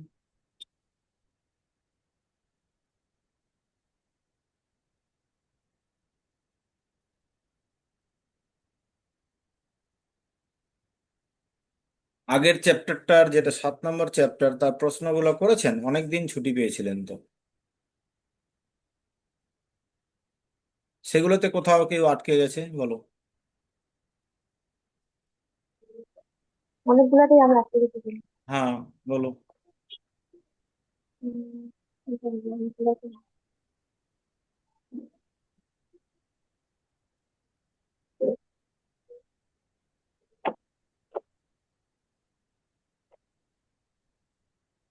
হরে কৃষ্ণ প্রভু। হুম হরে কৃষ্ণ। হুম ওই যে শুনতে পাচ্ছি। Short question. হরে কৃষ্ণ। হ্যাঁ, আটকেছো কোনটা বলছি সেটা বলো। যে শর্ট কোশ্চেনে যে তিন নম্বরটা আছে না, হুম 3 নম্বর কোশ্চেনটা আছে যে হুম এই ভৌতিক জগতে কৃষ্ণ কোন 6টি রূপে প্রতিভাত হয় তা লিখুন। ওই 6টি রূপ কি কি হবে? ওখানে তো অনেকগুলো রূপ আছে, ঠিক বুঝতে পারছি না। পড়ো, ওই শ্লোকটা, যেটা রেফারেন্স শ্লোকটা দেওয়া রয়েছে সেটা পড়ো।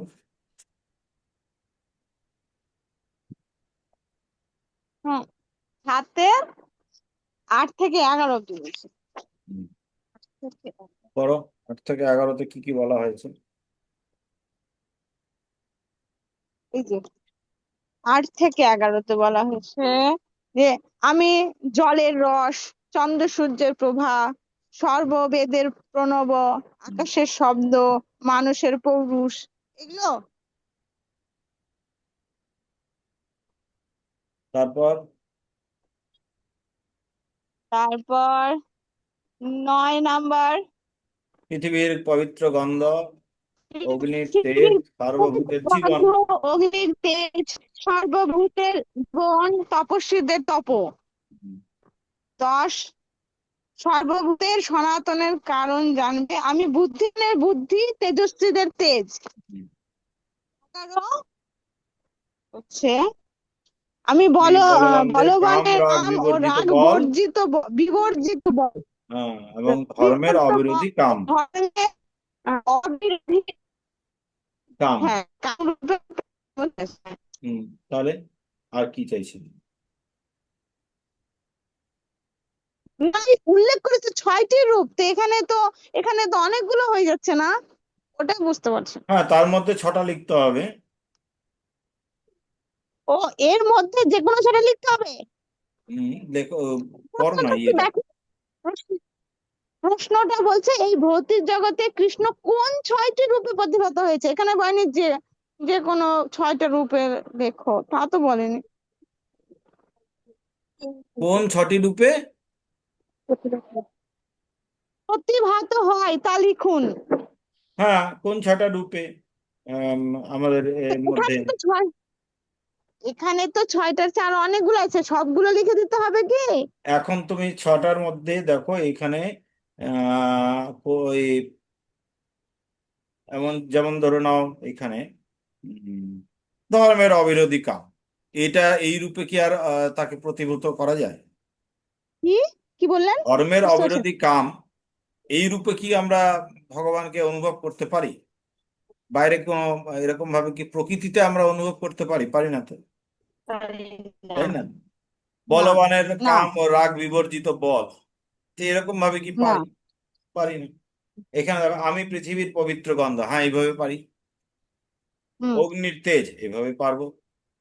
সর্বভূতের জীবন পারবো, প্রাণ আছে, ঠিক আছে, এটাকে অনুভব করতে পারবো। তারপরে আহ বুদ্ধিমানদের বুদ্ধি, এটাকে অনুভব করা সম্ভব হবে। তারপরে এই বলছে আমি জলের রস, এইভাবে আমরা করতে পারবো, ঠিক আছে। চন্দ্র, সূর্যের প্রভা, হ্যাঁ, এটাতে আমরা অনুভব করতে পারবো। সর্ববেদের প্রণব, পারতেও পারে নাও পারতে পারে। আকাশের শব্দ অবশ্যই পারবো। তো কোন 6টা রূপে আমরা প্রকৃতির মধ্যে ভগবানকে উম, অনুভব করতে পারি সরাসরি ভাবে, সেটা লিখি, ঠিক আছে। বলবানদের কাম, রাগ বিবর্জিত বল, এইটা আমরা কি করে অনুভব করব? এটা তো আর সম্ভব না অনুভব করা, এটা তো দেখা যায় না, বা ইন্দ্রিয়গুলো দ্বারা অনুভব কি করা যে যায়। প্রথমে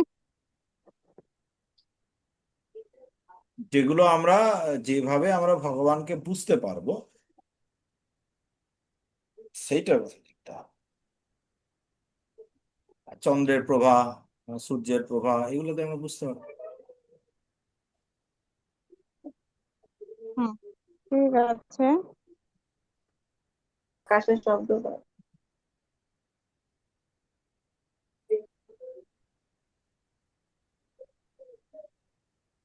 প্রভু, জড়া প্রকৃতিকে কেন দিব্য বলা হয়? জড়া প্রকৃতিকে কেন দিব্য বলা হয়েছে কেন? দিব্য কেন বলা হয়েছে বলো? দিব্য কথাটার অর্থটা কি? এটা কত নম্বর কোশ্চেন? এটা 8 নম্বর প্রবন্ধ প্রশ্ন। নাম্বার প্রবন্ধে হুম, জড় প্রকৃতিকে কেন দিব্য বলা হয়? দিব্য কথাটার অর্থটা কি বলো?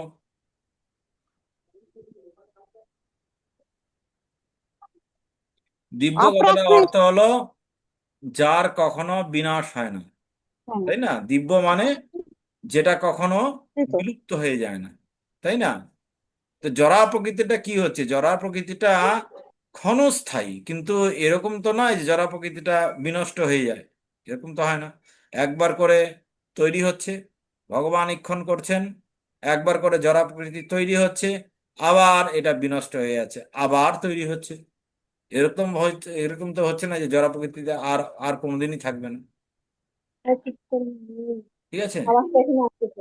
তাহলে দেখা যাচ্ছে যে জড়া প্রকৃতিটা কি হচ্ছে না, এটাও ক্ষণস্থায়ী বটে, কিন্তু ঘটনাটা কি হচ্ছে, আর পরিবর্তনশীল বটে, কিন্তু ঘটনাটা কি হচ্ছে না, এটাও কি হচ্ছে যে পরিবর্তন হলেও এটার কখনো উম, বিলুপ্ত হয়ে যাচ্ছে না, ঠিক আছে। এই জন্য এটা এটাকে বলা হচ্ছে দিব্য। তো এই জিনিসটা, যে শ্লোকটার রেফারেন্স দেওয়া আছে, দেখো, ওইটার মধ্যে দেখো, এই আমি মূল ভাবটা তোমাকে বললাম। আর ওইখানে যে এটা তো বন্ধ বই কোশ্চেনের তো, তাহলে এটা ওই যে শ্লোকটা দেওয়া আছে সেই জায়গাটা দেখো। শ্লোক নম্বর কত ছিল? শ্লোক কত ছিল? শ্লোক 14 নম্বর নম্বর শ্লোক। 14 নম্বর। আচ্ছা, 14 নম্বর। তাহলে এখানে বলা হচ্ছে যে পূর্বেই বলা হয়েছে ভগবান শ্রীকৃষ্ণকে উদ্বুদ্ধ হওয়ার ফলে চিন্ময় পরাশক্তি ও জড় অপরাশক্তি উভয়ই নিত্য, ঠিক আছে। কেন নিত্য? না, বলছে যে যদিও জীব তার শক্তি সম্মত, তাই দিব্য জড়া শক্তির সংস্পর্শে আসার ফলে তাই জড়া প্রকৃতি উম, উম,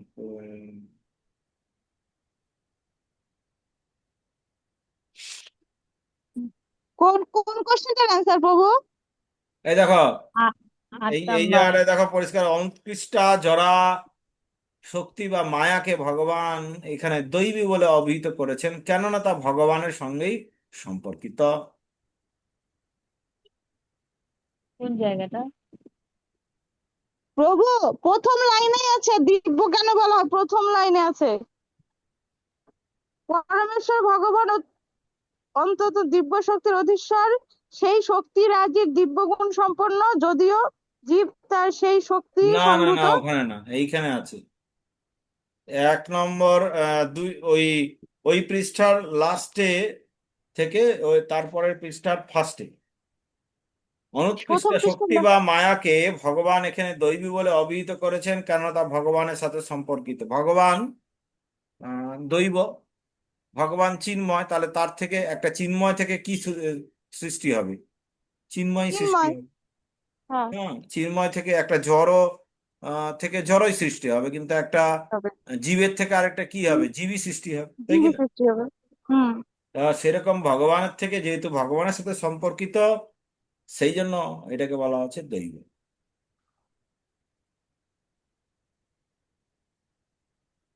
এখানে বলা হচ্ছে ভগবানের ইচ্ছা শক্তির দ্বারা পরিচালিত হওয়ার ফলে এই অপরা প্রকৃতি নিকৃষ্ট হওয়া সত্ত্বেও অদ্ভুতভাবে সৃষ্টি এবং বিনাশের কাজ করে চলেছে। ঠিক আছে।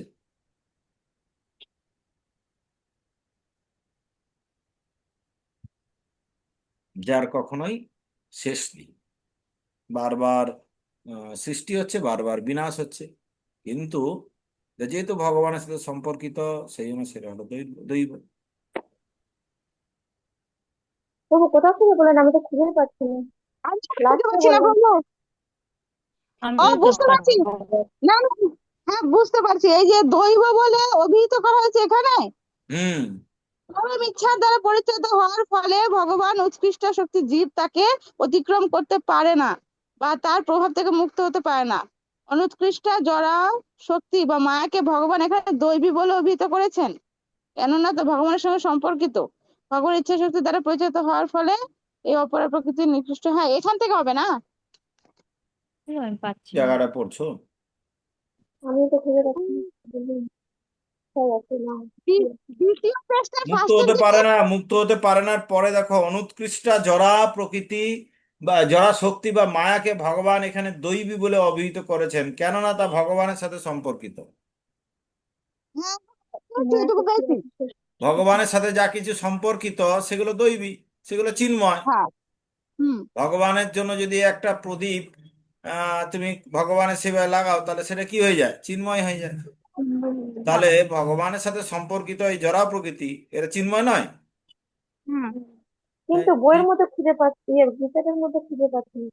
দ্বিতীয় কোথায় আছে? স্ট্যাঞ্জা দেখো, দ্বিতীয় স্তম্ভ, আমার পুরনো বই তো, আমার পুরনো বইটাতে ওই তার ঠিক দ্বিতীয় পৃষ্ঠাটার মধ্যেই প্রথম লাইন। দ্বিতীয় স্তম্ভ না পৃষ্ঠা হুম, দিচ্ছি। শব্দের এখানে তো প্রথম লাইনে বক্তব্য কৃষ্ণ দ্বিতীয় ভগবান। পেজে, দ্বিতীয় পেজে ফার্স্ট দিকে দেখো, ফার্স্ট ওঠো পড়ো, দ্বিতীয় পেজে গিয়ে ফার্স্টের দিকে প্রভু যেখানে প্রথম পড়ছে ওটা লাইনটা। ফার্স্ট। মায়া শক্তির অধিষ্ঠা শ্রীকৃষ্ণ, তাই তো না?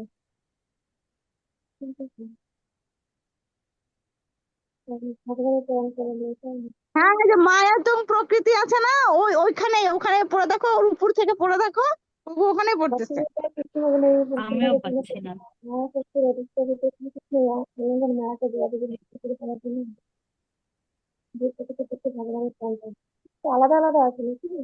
তাই ভগবান আমি তার বলছি 1 2 3 4 5 6 7 8 9 10 11 12, 12 লাইনের লাস্টে দেখো, 13 লাইন থেকে শুরু করো। 13 নম্বর লাইন প্রথম পড়ো, কি লেখা আছে?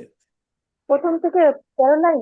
হ্যাঁ, তাৎপর্যটার মধ্যে 13 লাইন, 13 নম্বর লাইনটা পড়ো, কি কি লেখা আছে গুনো। এখানে আছে তবুও পরমেশ্বর ভগবানের পরম ইচ্ছা দ্বারা পরিচালিত হওয়ার ফলে ভগবানের উৎকৃষ্ট শক্তি জীব তাকে অতিক্রম করতে হরে পারে কৃষ্ণ। না বা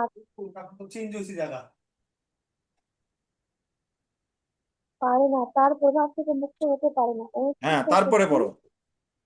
অনির্দিষ্ট মুক্তি শক্তি জড় মুক্তি শক্তি বা মায়াকে এখানে দৈবী বলে অভিহিত করা হয়েছে, কেননা তা হ্যাঁ ভগবানের হ্যাঁ, সঙ্গে এবার দিব্য পাওয়া যাচ্ছে। সম্পর্ক। সম্পর্কিত হ্যাঁ হলো। হুম হ্যাঁ হুম। হ্যাঁ। তারপর বলো।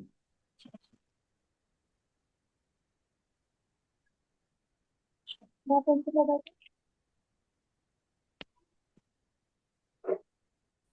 কোথায় হলো পড়ে? কোথায় হলো পড়ে? 8 জন। ঠিক আছে। ওখানে গাড়ি রাখবে কোথায়? হুম। তাহলে এক জায়গায় তো হলো না। না স্টাফই আছে ও টাইম লাগাইতে হবে এখন মনে লাগাবে না পাঠ করে 80 থেকে দেবো হ্যাঁ হুম। হরে কৃষ্ণ।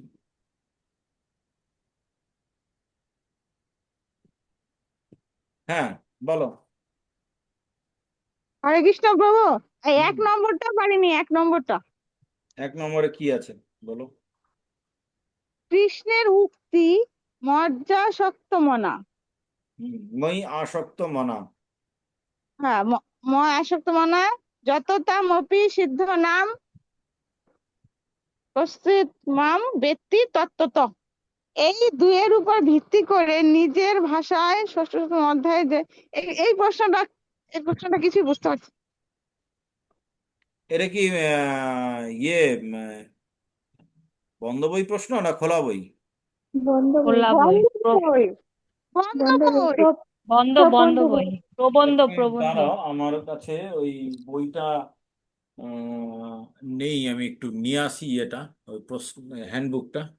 আর এক মিনিট। ওই বীণা মাতাজি, হ্যাঁ, ওই আমি তো পাই নাই আগের প্রশ্নের উত্তরটা। আগের প্রশ্ন 13 নম্বর লাইন 1 নম্বরটা শ্লোক বলো। নাম্বার 14 তোমার শ্লোক হ্যাঁ, নাম্বার বলো বলো, 14। এবার বলো তো কত নম্বর পৃষ্ঠা হ্যান্ডবুকে? 39। 39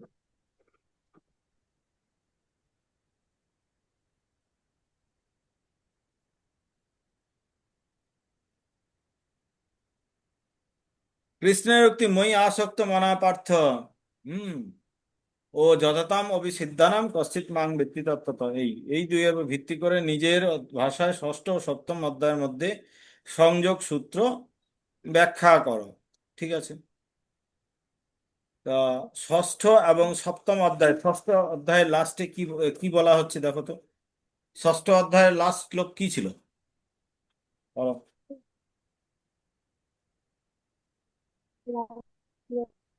ষষ্ঠ অধ্যায়ের লাস্ট শ্লোক। ষষ্ঠ অধ্যায়ের লাস্ট শ্লোক যোগী নাম হলো অপি যোগিনাম অপি। এটা সর্বনাম যোগিনাম অপি সর্বেষাং মদ্গতেন অন্তরাত্মনা শ্রদ্ধা শ্রদ্ধাবান ভজতে যো মাম মাং সমে যুক্ততম। তো মত মত।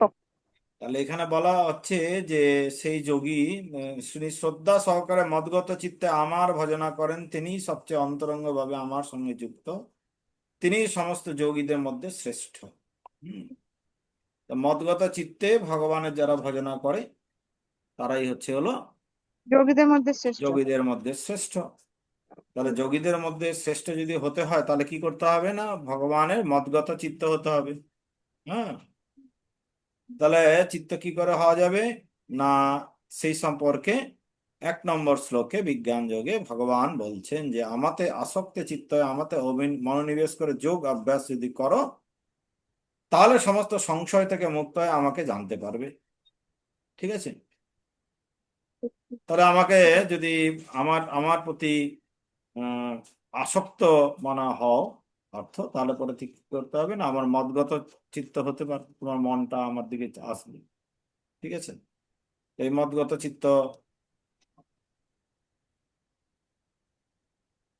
যদি হতে হয় তাহলে আমাদের কি করতে হবে না, সবসময় এই উম,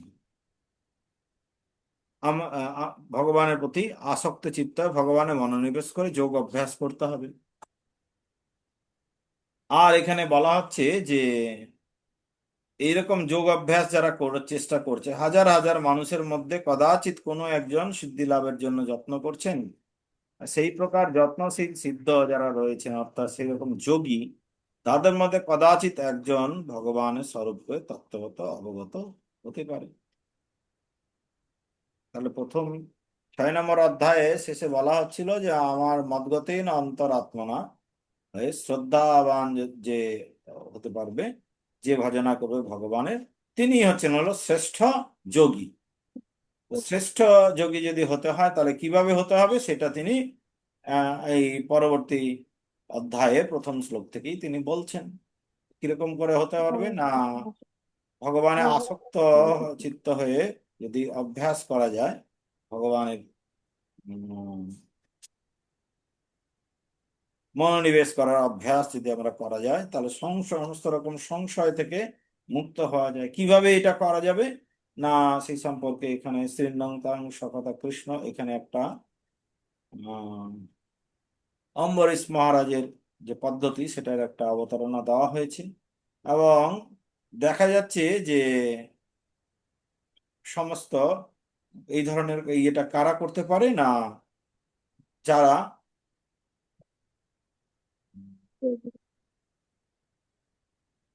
খুব যত্নশীল। হ্যাঁ, তো হাজার হাজার, ভগবান বলছেন হাজার হাজার যত্নশীল যারা রয়েছে, সেই সবদের মধ্যে একজন কদাচিৎ আহ আমার সিদ্ধি লাভের সাথে জন্য থাকবে। চেষ্টা করেন, এরকম মতগত হওয়ার জন্য চেষ্টা করেন, আর সেই রকম যারা চেষ্টা করছে তাদের মধ্যে কদাচিৎ একজন ভগবান স্বরূপকে অবগত হতে পারে। ঠিক আছে, এটাই তাদের যোগসূত্র।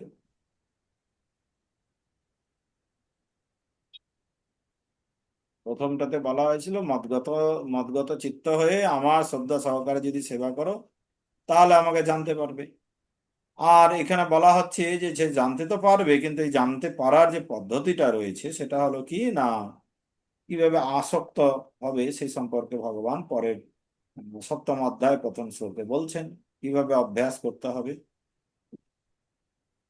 আর যারা অভ্যাস করছে তাদের মধ্যে কারা আর কি সাফল্য লাভ করতে পারবে তার একটা রূপরেখা তিনি এই এই শ্লোকটার মধ্যে দিয়েছেন। মনুষ্যনাং সহস্রেষু কশ্চিৎ যততি সিদ্ধায় যততামপি সিদ্ধানাং কশ্চিৎ মাং বেত্তি তত্ত্বতম।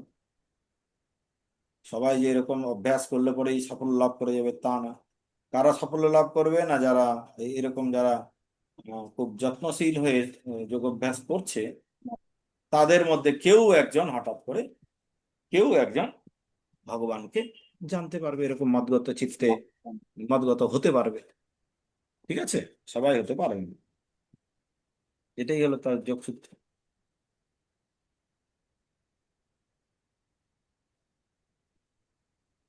প্রভু 3 নম্বরটা। 4 ও 6 নং শ্লোকগুলির তাৎপর্য বিষয়গুলি বিজ্ঞান ভিত্তিক ও তাত্ত্বিক আলোচনার জন্য প্রয়োজনীয় তা ব্যাখ্যা করুন। 4 নম্বর শ্লোকটা কি আছে পড়ো।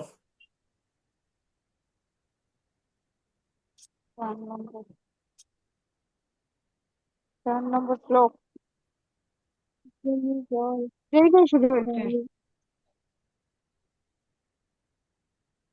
ভূমির অপ অনল বায়ুখং মৌন বুদ্ধিরেব চ অহংকার ইত্যং মে ভিন্না প্রকৃতির অষ্টধা।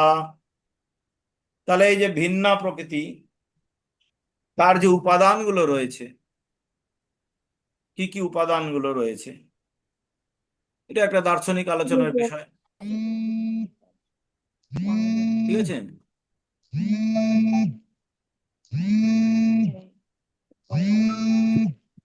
তাৎপর্যের মধ্যে দেখো তার ফোন এসছে, ফোন এসছে নাকি?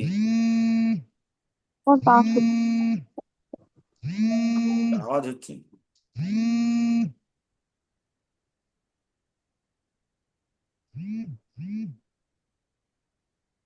এই যে দেখো এখানে পূর্বে উল্লেখ অনুসারে জড় প্রকৃতির প্রধান 8টি ভাবে অভিব্যক্ত হয়, সেগুলোর মধ্যে 5টা পঞ্চমহাভূত, এরকম 10টা 24টা তত্ত্ব এখানে বলা রয়েছে। এগুলো হলো দার্শনিক বিষয়। দার্শনিক বিষয়। কি বলছে প্রশ্নটা বলছে যে বিজ্ঞান ভিত্তিক ও তাত্ত্বিক আলোচনার জন্য। আমি এই প্রশ্নটা তো বুঝতেই পারছি না। বিজ্ঞান শ্লোকগুলি তাৎপর্য যে বিষয়গুলি বিজ্ঞান ভিত্তিক। এই তো বিজ্ঞান ভিত্তিক তো রয়েছে, এখানে বলছে না যে মন বুদ্ধি অহংকার বিষয়ে জড়বাদীরা গুরুত্ব দিচ্ছে না। কিন্তু এই যে আহ পঞ্চ ইন্দ্রিয়, পঞ্চ মহাভূত, পঞ্চ তন্মাত্র, এগুলো যেগুলো রয়েছে, এগুলোর সম্পর্কে কি বলা হচ্ছে যে বিজ্ঞান ভিত্তিক ও তাত্ত্বিক আলোচনার জন্য প্রয়োজনীয়। বিজ্ঞান তো জড় বিজ্ঞান তো এগুলো আলোচনা করছে না। তারা আলোচনা কোনটা করছে? শুধুমাত্র পঞ্চ মহাভূত, নিয়ে আলোচনা করছে, বাকিগুলো নিয়ে তো আলোচনা করছে না।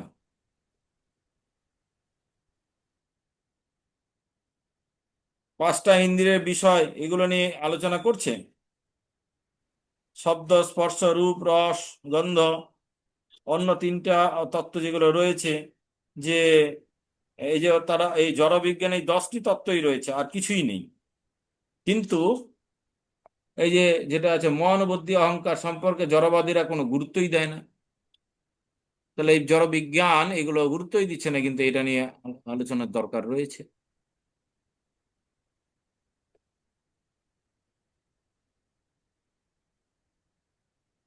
তাহলে আর অ্যান্সারটা 6 নম্বর কি? শ্লোকে দেখো, তাহলে প্রশ্ন উত্তরটা কিভাবে সাজানো যেতে? গো। এই তো বলছে তো,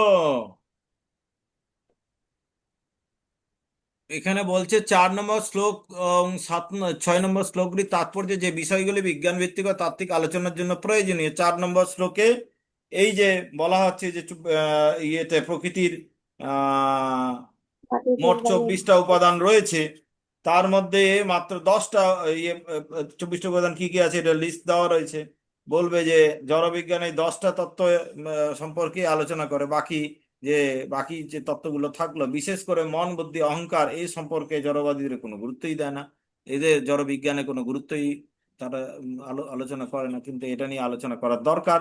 কারণ এইটা যেটা রয়েছে অহংকারটা, যে কি জিনিস, এই জিনিসগুলো সম্পর্কে লিখবে, যে এগুলো এগুলো সম্পর্কে এরা কিছুই আলোচনা করে না। 6 নম্বর শ্লোকে আছে, দেখো 6 নম্বর শ্লোকের মধ্যে রয়েছে উম এতদ্ জনিনি ভূতানি সর্বাণি। এই যে আম- চেতন ও জড় যাদের সমন্বয়ের ফলে এই বিরাট বিশ্ব ব্রহ্মাণ্ডের প্রকাশে, তারা হচ্ছে মূলত ভগবানের দুটি শক্তি। কিন্তু এই ভগবানই হচ্ছেন সমস্ত সৃষ্টির মূল কারণ। হ্যাঁ, তাহলে এখানে বলছে যে বিশাল ব্রহ্মাণ্ডের পরম কারণ হচ্ছে বৃহৎ আত্মা বা পরমাত্মা, আর পরম পুরুষ শ্রীকৃষ্ণ বৃহৎ ও ক্ষুদ্র উভয় আত্মার কারণ। হ্যাঁ, কিন্তু সেই কথা আমাদের এখানে স্বীকার করাই, জড়বিজ্ঞানে স্বীকার করাই হচ্ছে না। জড়বিজ্ঞানে বলা হচ্ছে যে মানুষ সৃষ্টি হচ্ছে কোথা থেকে না, কিছু জড় পদার্থের মিথস্ক্রিয়ার ফলে মানুষ সৃষ্টি হয়েছে, ভগবান বলে কিছুই নেই। তো এইগুলো আলোচনা হওয়া এইগুলো বৈজ্ঞানিক এবং দার্শনিক আলোচনা হওয়ার ব্যাপার, যে এগুলো কি করে আসলো।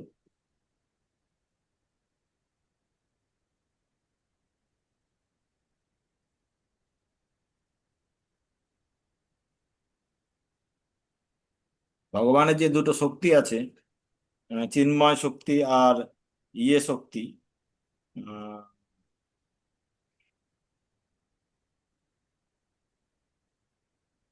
চেতন এবং জড়, এই বিষয়ে জড় শক্তি নিয়ে তো তারা বিভিন্ন রকম কথাবার্তা বলছে, কিন্তু চিন্ময় শক্তি নিয়ে তারা কোনো কথাবার্তাই বলেন। এটা নিয়ে আলোচনা হওয়া উচিত। ঠিক আছে। 5 নম্বর তাহলে। 7 নং শ্লোকের তাৎপর্যে উল্লিখিত শ্বেতান্তর উপনিষদের উদ্ধৃতিটি যে মায়াবাদীরা ব্যাখ্যা করে তা খণ্ডন করুন। 7 নম্বর, দেখো 7 নম্বর তো লেখা রয়েছে এই যে, প্রথমত নির্বিশেষে অবশ্য বৈদিক ভাষ্য মতে শ্বেতান্তর উপনিষদের এই শ্লোকটির উল্লেখ করে তর্ক করে, তত যদুত্তরং তদরূপম অনায়ম য, এটা একটা শ্লোক দিয়েছে, শ্লোকটা লেখার দরকার নেই। এই জড়জগতে ব্রহ্মা হচ্ছেন পরম জীব, সুর অসুর মানুষের মধ্যে তিনি হচ্ছেন শ্রেষ্ঠ, কিন্তু ব্রহ্মা আরো ঊর্ধ্বে এক অপ্রাকৃত তত্ত্ব বর্তমান, যার কোনো জড় আকৃতি নেই এবং যিনি সব রকমের জড় কলুষ থেকে মুক্ত। তাকে যদি জানতে পারেন, তিনি হচ্ছেন জড়বন্ধন থেকে মুক্ত হওয়ার অপ্রাকৃত জগতে প্রবেশ করতে পারেন। আর যারা তাকে জানতে পারে না, তারা এই জড় জগতে নানা রকম দুঃখ কষ্ট ভোগ করে। নির্বিশেষবাদীরা এই শ্লোকের অরূপম শব্দটির উপর বিশেষ গুরুত্ব আরোপ করে, কিন্তু এই অরূপম শব্দটির অর্থ নির্বিশেষ নয়, এর দ্বারা ভগবানের সচ্চিৎ আনন্দ প্রাকৃত রূপকে নির্দেশ করা হয়েছে।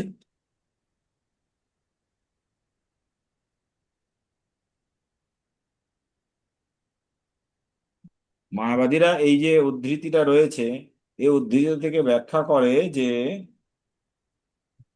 ভগবান অরূপম, অর্থাৎ ভগবানের কোনো রূপ নেই। হ্যাঁ, কিন্তু আসলে এটা কি হয়েছে না, এটার মানেটা হলো ভগবানের কোনো জড় রূপ নেই, ভগবানের রূপ সচ্চিৎ আনন্দ।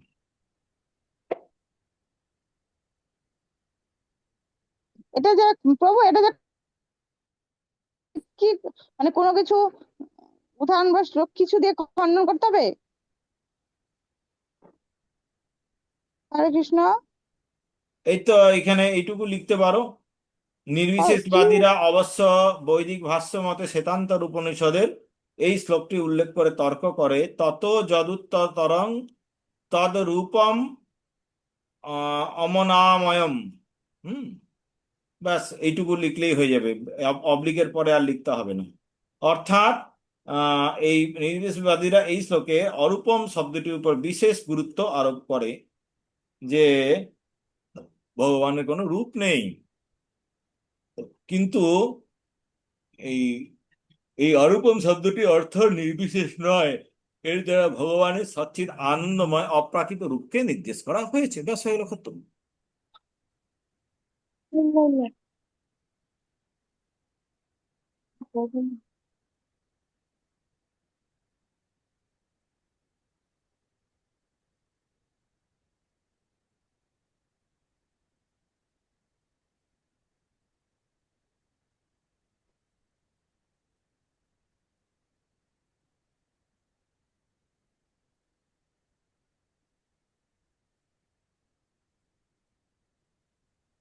আর কোনো? আর গুলোতে দেখিনি, নিচের গুলা সব ঠিক দেখা আছে হয়নি তো। দেখো,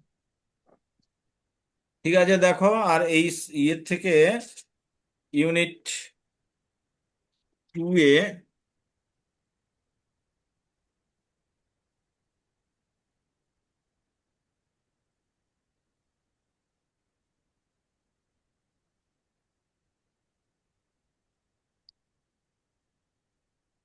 আরে ভাই। প্রশ্ন 1, 7 নং শ্লোকের 7 শ্লোকের ভিত্তিতে মায়াবাদ সিদ্ধান্ত খণ্ডনের যুক্তিগুলি ব্যাখ্যা করুন। এইটা রেডি করার চেষ্টা করো। এটা কো- আর 28 সপ্তম নং অধ্যায় শ্লোকের না? তাৎপর্যের পরিপ্রেক্ষিতে কৃষ্ণ ভক্তি অনুশীলনে পূর্বকৃত পুণ্যকর্মের প্রয়োজনীয়তার গুরুত্বের মূল্যায়ন করুন, যে পূর্বকৃত পুণ্যকর্ম দরকার আছে না দরকার নেই। প্রভু, আলোচনা না করলে তো কিছু করতে পারবো না। আগে নিজেরা রেডি করো, তারপরে আলোচনা হবে।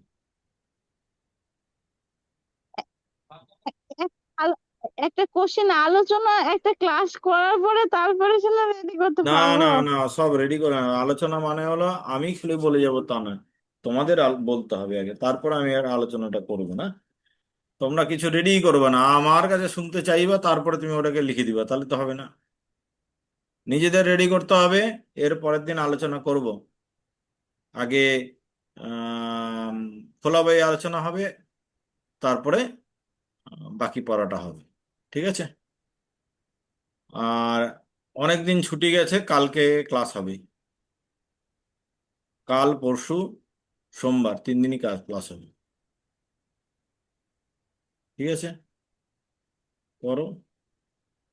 এর পরের দিন ওই খোলা বই আলোচনা হবে, তারপরে 9 নম্বর শ্লোক থেকে শুরু করা হবে। ঠিক আছে? হরে কৃষ্ণ কৃষ্ণ কৃষ্ণ হরে হরে, হরে রাম রাম হরে হরে। वंशाकल्पतरुश्च कृपा सिन्धुभ्यैव च पतितानां पावनेभ्यो वैष्णवेभ्यो नमो नमः।